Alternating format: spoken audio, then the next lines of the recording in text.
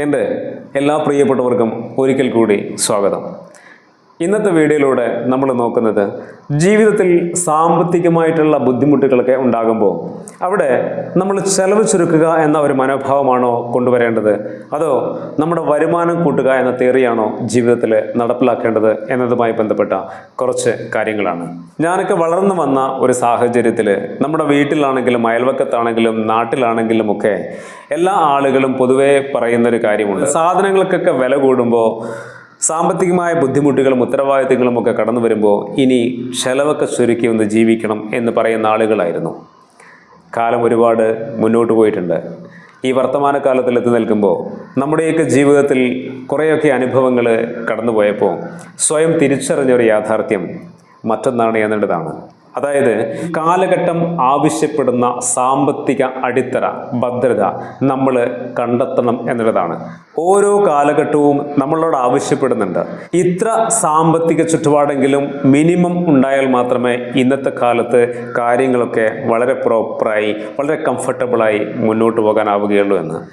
നമ്മുടെ ഒരു ഷോപ്പിൽ ജോലി ചെയ്യുന്ന ഒരാൾ, ഡെയിലി വേജസിന് ജോലി ചെയ്യുന്ന ഒരാൾ, അല്ലെങ്കിൽ ഒരു പ്രൈവറ്റ് സ്ഥാപനത്തിൽ ജോലി ചെയ്യുന്ന ഒരാൾ, അതുമല്ലെങ്കിൽ ഗവൺമെൻറ് സർവീസിൽ തന്നെ സർക്കാർ സംവിധാനത്തിൽ തന്നെ സാധാരണ ഒരു ജോലി ചെയ്യുന്ന ഒരാൾ എത്രയാണ് ഇന്നത്തെ കാലത്ത് ശമ്പളം വാങ്ങിക്കുന്നത്?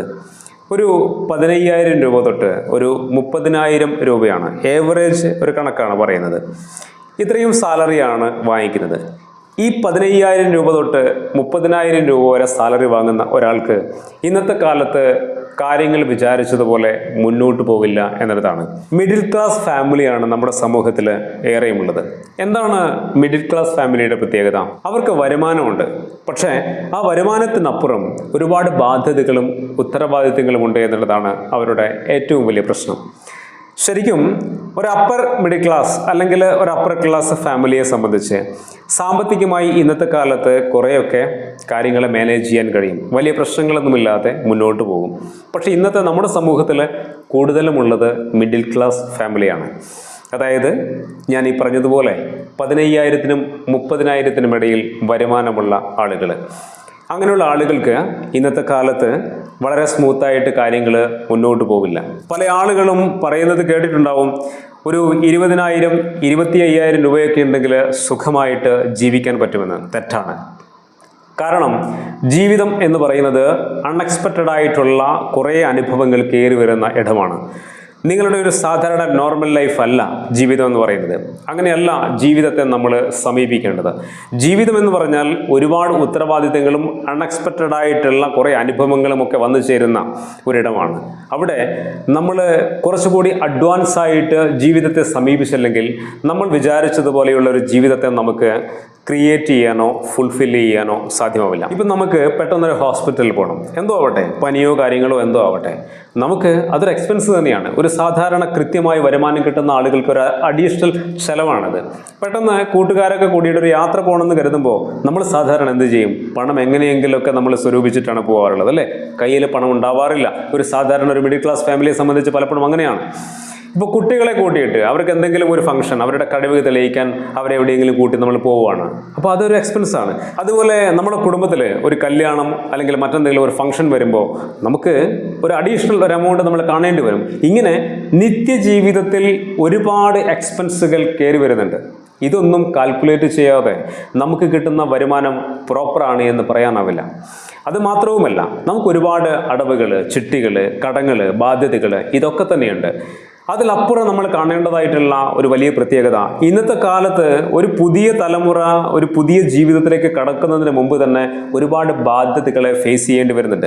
ആരാണ് ഈ ബാധ്യതകൾ നമുക്ക് സമ്മാനിച്ചിരിക്കുന്നത്? നമ്മുടെ അച്ഛനമ്മമാർ തന്നെയാണ്. അവർ വീട് വെച്ചതിൻ്റെ ആയിരിക്കാം, സ്വന്തം മകളെ കല്യാണം കഴിപ്പിച്ച് വിട്ടതിൻ്റെ ആയിരിക്കാം. ഇതിൻ്റെയൊക്കെ ഉത്തരവാദിത്വം ഒരുപക്ഷെ ഒരു ആൺകുട്ടിക്കായിരിക്കാം കൂടുതൽ കിട്ടുക. അതൊക്കെ ഏറ്റെടുക്കുമ്പോൾ അവന് കിട്ടുന്ന തുച്ഛമായ വരുമാനത്തെ എങ്ങനെയാണ് അവനവൻ്റെ ജീവിതത്തെ ഡിസൈൻ ചെയ്യുന്നതിൽ, മനോഹരമായി ഡിസൈൻ ചെയ്യുന്നതിൽ സഹായിക്കുക? കൂടുതൽ സമ്മർദ്ദങ്ങളിലേക്കും സാമ്പത്തികമായ ബുദ്ധിമുട്ടുകളിലേക്കും കടന്നു പോവുകയാണ് ചെയ്യുക. പക്ഷേ അച്ഛനമ്മമാരെ കുറ്റം പറഞ്ഞിട്ട് കാര്യമില്ല. അന്നത്തെ കാലത്ത് സാമ്പത്തികമായിട്ടുള്ള നേട്ടങ്ങൾ ഉണ്ടാക്കാനുള്ള അവസരങ്ങളോ സാധ്യതകളോ വളരെ കുറവായിരുന്നു.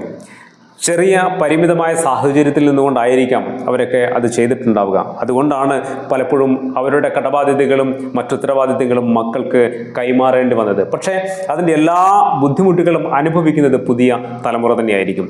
അതുകൊണ്ട് ഇനിയെങ്കിലും നമ്മൾ ചെയ്യാനുള്ളത്, നമ്മളെന്ന് പറയുന്ന പുതിയ തലമുറ അടുത്തൊരു തലമുറയ്ക്ക് ജന്മം നൽകുമ്പോൾ നിങ്ങൾ മനസ്സിലാക്കേണ്ടത്, നിങ്ങളുടെ പ്രശ്നങ്ങളോ നിങ്ങളുടെ ബാധ്യതകളോ നിങ്ങളുടെ മറ്റു കാര്യങ്ങളോ ഉത്തരവാദിത്തങ്ങളോ മക്കൾക്ക് കൈമാറാതിരിക്കുക. അവരെ സ്വതന്ത്രമായി ജീവിക്കുവാനും അവരുടെ ഇഷ്ടങ്ങളിലേക്കും ആഗ്രഹങ്ങളിലേക്കും യാത്ര ചെയ്യുവാനും അവരെ സഹായിക്കുക എന്നുള്ളതാണ് നമ്മൾ പ്രധാനമായും ചെയ്യേണ്ടതായിട്ടുള്ളത്. അതവിടെ നമുക്ക് മാറ്റി നിർത്താം.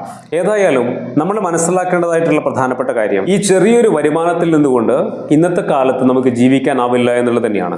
ഈ ഷോപ്പിൽ ജോലി ചെയ്തുകൊണ്ടോ അല്ലെങ്കിൽ മറ്റേതെങ്കിലും ഒരു സ്ഥാപനത്തിൽ ജോലി ചെയ്തുകൊണ്ടോ ഡെയിലി വേജസിന് ജോലി ചെയ്തുകൊണ്ടോ മാത്രം, അല്ലെങ്കിൽ സർക്കാർ സംവിധാനത്തിൽ തന്നെ ഒരു സാധാരണ ജോലി ചെയ്തുകൊണ്ടോ മാത്രം നമ്മുടെ ജീവിതത്തിൻ്റെ ആഗ്രഹങ്ങളെ ഫുൾഫിൽ ചെയ്യാൻ നമുക്ക് സാധ്യമല്ല. നമുക്ക് അതിനേക്കാൾ കൂടുതൽ വരുമാന മാർഗത്തിലേക്ക് നമ്മൾ എത്തിപ്പെടുക എന്നുള്ളത് തന്നെയാണ്. ഇത്രനാളും ഒരു 15,000 രൂപയ്ക്ക് ഷോപ്പിൽ ജോലി ചെയ്ത ഒരാളാണ് നിങ്ങളെങ്കിൽ നിങ്ങൾക്ക് ആ ഷോപ്പുമായി ബന്ധപ്പെട്ടിട്ടുള്ള നോളജ് ഉണ്ടാവാം. അതുമായി ബന്ധപ്പെട്ട് നിങ്ങൾക്കൊരു പുതിയൊരു ഷോപ്പ് ഓപ്പൺ ചെയ്യാം. നിങ്ങളൊരു സർക്കാർ സംവിധാനത്തിൽ ജോലി ചെയ്യുന്നു, അല്ലെങ്കിൽ ഏതെങ്കിലും ഒരു സ്ഥാപനത്തിൽ ജോലി ചെയ്യുന്നു, നിങ്ങൾ എത്രയും പെട്ടെന്ന് പ്രൊമോഷന് വേണ്ടി ട്രൈ ചെയ്യുക. അല്ലെങ്കിൽ ഇതിനേക്കാൾ കൂടുതൽ മികച്ച സാലറി കിട്ടുന്ന അവസരങ്ങളിലേക്ക് നിങ്ങൾ മറ്റ് കമ്പനികളിലേക്ക് മാറുക. ഡെയിലി വേജസിന് ജോലി ചെയ്യുന്ന ഒരാളാണെങ്കിൽ നിങ്ങൾ മറ്റെന്തെങ്കിലും ഒരു വരുമാന മാർഗ്ഗം കണ്ടെത്തുക. അതോടൊപ്പം തന്നെ നിങ്ങളുടെ പാർട്ട്ണറും കൂടി ജോലി ചെയ്യുന്ന ഒരവസ്ഥയിലേക്ക് എത്തിക്കഴിഞ്ഞാൽ നിലവിലുള്ള സാമ്പത്തിക ചുറ്റുപാട് കുറെ കൂടി ബെറ്റർ ആക്കാൻ പറ്റും. നിലവിൽ ഇന്നത്തെ ഈ കാലത്ത് 50,000 അതിൽ കൂടുതലോ വരുമാനമുണ്ടെങ്കിൽ മാത്രമേ നിങ്ങളുടെ എല്ലാ കാര്യങ്ങളും ഒരു പരിധിവരെ പ്രോപ്പറായിട്ട് നടക്കുകയുള്ളൂ. കാരണം ആവശ്യത്തിലധികം ഉത്തരവാദിത്തങ്ങളും പ്രശ്നങ്ങളും ബാധ്യതകളും നമുക്കുണ്ട്. ഈ ബാധ്യതകളും പ്രശ്നങ്ങളും ഒക്കെ തീർന്നതിന് ശേഷം നമ്മുടേതായിട്ടുള്ള ചില കാര്യങ്ങളിലേക്ക് നമുക്ക് കടക്കണമെങ്കിൽ, നമ്മുടേതായിട്ടുള്ള ചില ഇഷ്ടങ്ങളിലേക്കും ആഗ്രഹങ്ങളിലേക്കും സ്വപ്നങ്ങളിലേക്കും നമുക്ക് സഞ്ചരിക്കണമെങ്കിൽ ഒരിത്തിരി പണം നമുക്ക് മിച്ചം വയ്ക്കാനുണ്ടാവണം. അതില്ലെങ്കിൽ കാര്യങ്ങളൊക്കെ അവതാളത്തിലാകും. ജീവിച്ചു പോകും എന്നല്ലാതെ മനസ്സമാധാനത്തോടെ ജീവിതത്തെ കൈകാര്യം ചെയ്യുവാൻ നമുക്കാവില്ല എന്ന് നമ്മൾ മനസ്സിലാക്കുക. അതുകൊണ്ട് ഈ 15,000 രൂപയ്ക്കും 20,000 രൂപയ്ക്കും 25,000 രൂപയ്ക്കും 30,000 രൂപയ്ക്കുമൊക്കെ ജോലി ചെയ്യുന്ന ഒരു വ്യക്തിയാണ് നിങ്ങളെങ്കിൽ അതിൽ മാറ്റം കൊണ്ടുവരാൻ ആത്മാർത്ഥമായിട്ട് പരിശ്രമിക്കുക. ഒരു സുപ്രഭാതം കൊണ്ട് സാധ്യമാവില്ലായിരിക്കാം, പക്ഷേ അതിനുള്ള തയ്യാറെടുപ്പുകൾ നടത്തിക്കഴിഞ്ഞാൽ കുറച്ച് മാസങ്ങൾക്കുള്ളിൽ നിങ്ങൾക്കത് സാധ്യമാക്കാൻ കഴിയും. അത് സാധ്യമാവേണ്ടതുണ്ട്. ജീവിതം എന്ന യാത്രയെ സുന്ദരമായ രീതിയിൽ തൻ്റെ ആഗ്രഹങ്ങളും സ്വപ്നങ്ങളും ഇഷ്ടങ്ങളും ഒക്കെ ഒരിത്തിരിയെങ്കിലും ജീവിതത്തിൽ സാധ്യമാക്കിക്കൊണ്ട് കുറേയൊക്കെ വിചാരിച്ചതുപോലെ ജീവിതത്തെ ഒന്ന് ഫുൾഫിൽ ചെയ്തുകൊണ്ട് മുന്നോട്ട് പോകാൻ നമ്മൾ സാമ്പത്തികമായിട്ടുള്ള ഒരു ഗ്രോത്ത് കണ്ടെത്തേണ്ടതുണ്ട്. നിങ്ങൾക്കെല്ലാവർക്കും അതിന് കഴിയട്ടെ എന്ന് മാത്രം ആത്മാർത്ഥമായി ആശ്വസിക്കുന്നു. മറ്റൊരു പുതിയ വീഡിയോയിൽ നമുക്ക് വീണ്ടും കാണാം. എല്ലാ പ്രിയപ്പെട്ടവർക്കും ഒരിക്കൽ കൂടെ നന്ദി.